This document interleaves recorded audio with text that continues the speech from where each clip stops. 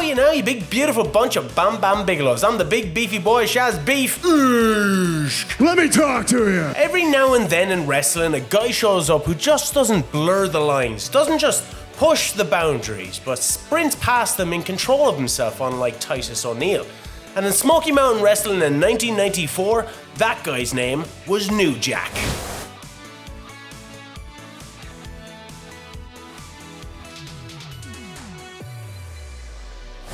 The way you like it, way it used to be.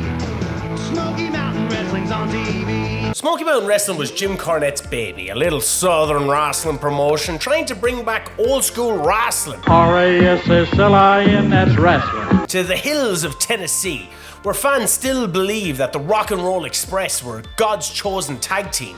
They are. Simple stories for simple crowds. Good guys versus bad guys. Then New Jack sauntered in. Nothing but rednecks up here. He's not wrong. He goes after the entire state of Tennessee, the audience, any white person within a 100-mile radius who ever said the word wrestling with a hard R. What did you say? He touched upon topics such as Rodney King and Arsenio Hall. Tune it in and tear off the knob. What the fuck was... He had this to say about O.J. Simpson. Shout out to my homeboy, O.J. Simpson. Keep up the good work, baby. 2 less we got to worry about. Nobody else could have talked that thing over like you did. I didn't know what I was about to say. Yeah, the people in Tennessee love that. I mean, Cornette had asked him to get heat, and Jack just didn't get heat. He went nuclear. Nuclear. It's pronounced nuclear. These backward-ass people chanting racial slurs at him, fighting for the Confederacy. What about the Confederacy? What about freedom? And New Jack just kept leaning into it. He called the fans racist, which they were. New Jack and I and Mustafa were driving into town, and we are wrestling the Rock and Roll Express for the Smoky Mountain Tag Team titles. And there is literally a Klan rally in front of that welcome to this town sign. And there are signs, there are guys holding signs that says gangsters go home. He's the heel in this scenario for some reason. It wasn't they wanted to see these heels get the shit kicked out of them. They just didn't want to see these heels. They didn't want to have them in their fucking town. And somehow I became a racist because the volunteer fire department in Paintsville didn't want black guys in their fucking gym. I don't know. But he kept mocking Knoxville. He wasn't playing a character. He was kind of weaponizing truth in a way wrestling hadn't really ever seen.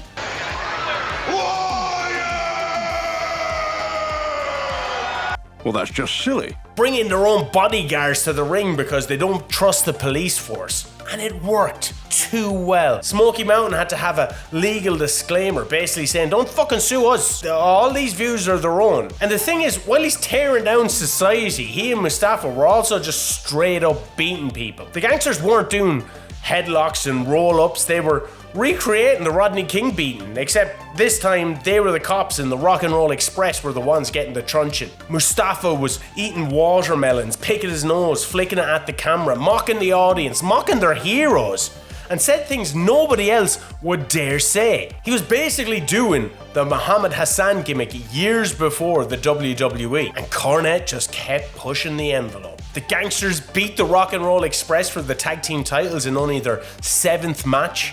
And even how they won it was really weird.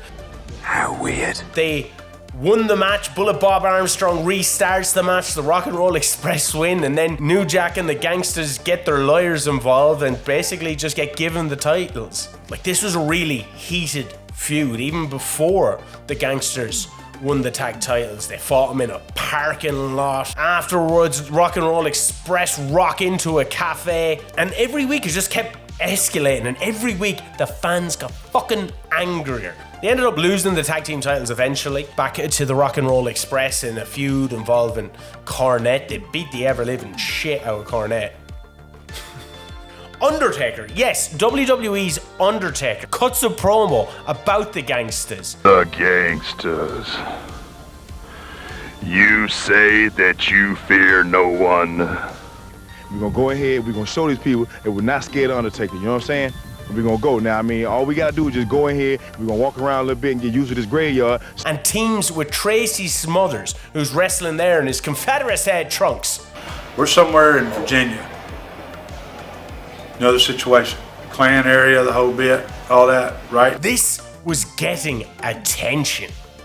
The gangsters even got to have a Texas death match with Terry Funk and Bullet Bob Armstrong. New Jack is barely 2 years in the wrestling business. Fucking hell. And then New Jack went to ECW. But before we go there, here's a word from today's sponsor. If you're tired of modern streaming, algorithms, and shows that actually make sense, then we have something for you.